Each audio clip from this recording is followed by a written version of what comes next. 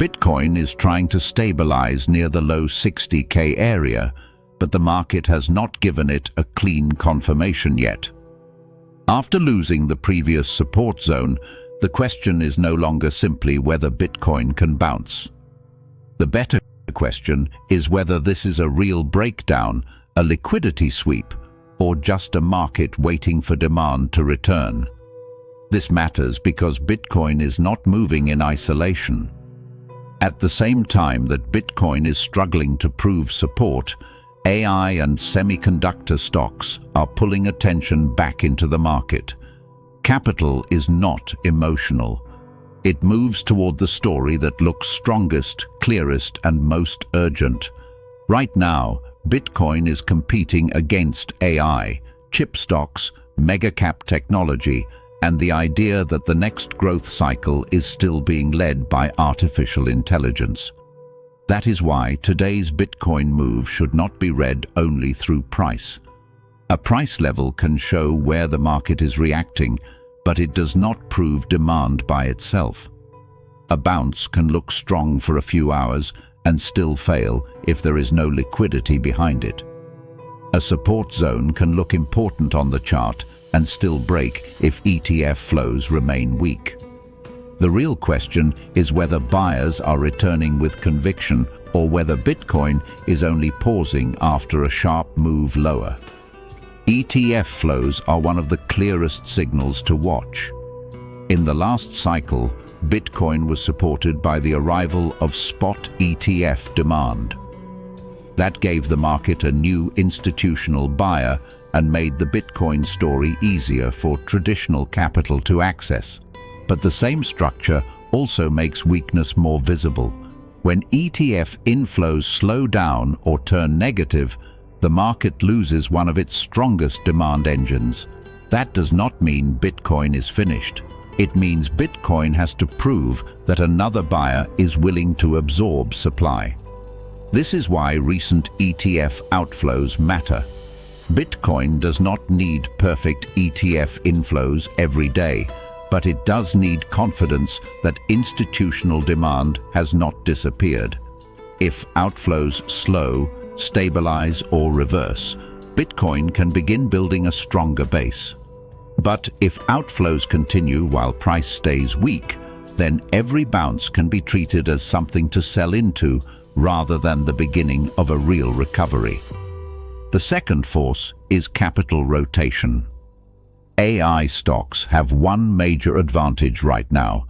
The story is easier for institutions to connect to earnings, chips, data centers, cloud infrastructure, and future growth.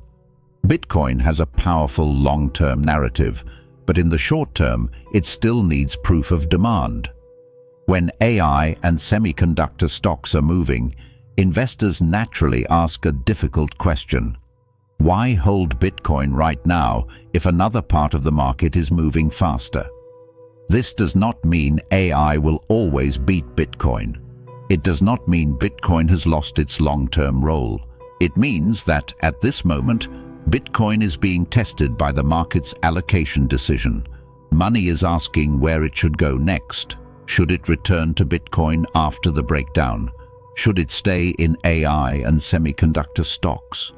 Should it move into cash, bonds, or defensive assets? The answer will show up through flows, volume, and how price reacts around the low 60K zone. There are three possible paths from here.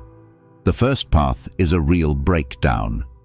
This happens if Bitcoin fails to hold the low 60K area, ETF outflows continue, and buyers do not defend the next support zone. In that case, the market may start treating this move as a larger trend change, not just a temporary shakeout. The second path is a liquidity sweep.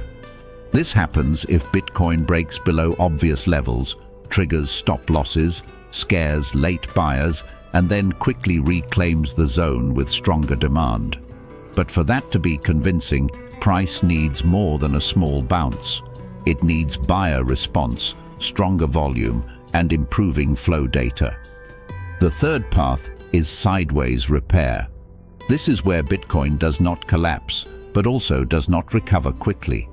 It spends time rebuilding structure, waiting for ETF pressure to stabilize, waiting for liquidity to improve, and waiting for capital to stop chasing only the AI trade. This can be frustrating, but it is common after a sharp move lower. For the calm metrics, the key is not to predict one path with false confidence. The key is to identify what would confirm or reject each path. If Bitcoin reclaims lost levels with stronger volume and ETF flows improve, the breakdown thesis weakens. If Bitcoin keeps failing rallies while ETF outflows continue, the real breakdown thesis becomes stronger. If Bitcoin moves sideways while volatility cools, the market may simply be repairing before its next decision. The most important signal is not the exact price alone. It is the reaction around price. A level only matters if the market reacts to it. A support zone only matters if buyers defend it. A resistance zone only matters if sellers appear there. This is why liquidity, volume, ETF flows, and demand confirmation matter more than one number on the chart. The calm conclusion is simple. Bitcoin does not need hype right now. It needs confirmation. It needs to show that buyers are still present, ETF pressure is stabilizing, and liquidity is not disappearing. Until then, the better question is not whether Bitcoin is dead. The better question is whether real demand has returned. If Bitcoin reclaims lost levels, if flows improve, and if volume supports the move, then this breakdown could turn into a liquidity sweep.